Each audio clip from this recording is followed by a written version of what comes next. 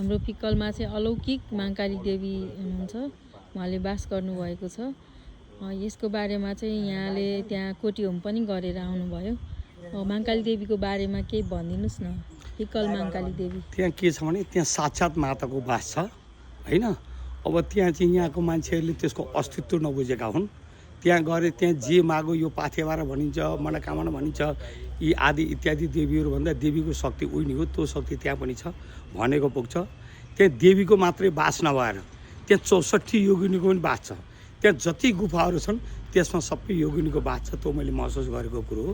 मैले जब कोटीहोम लगाएँ म एक्लै बसेँ त्यहाँ। म चाहिँ 9 दिनसम्म मैले कोटीहोम गरेँ त्यहाँ हैन।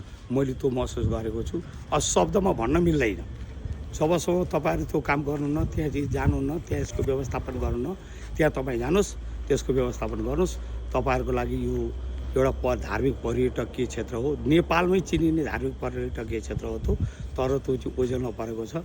म तपाईँहरू राजनीतिक कार्यकर्ताहरू, यो गाउँ फिक्कल गाउँपालिका जनताहरू सबैलाई के भन्छु भनेदेखि तपाईँहरू त्यसको चाहिँ विकास गर्नुहोस्।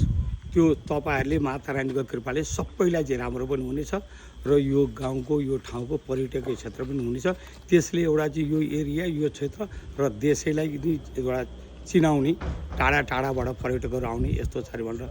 जस्तो हामी चाहिँ इन्डिया जान्छौँ, कश्मीर जान्छौँ हैन, कहाँ कहाँ देवीको स्थानहरूमा जान्छौँ। त्यस्तै यो पर्यटकीय क्षेत्र हो। यसलाई चाहिँ राम्रो गर्यो भने धेरै राम्रो हुन्छ भन्ने मलाई लाग्छ। धन्यवाद।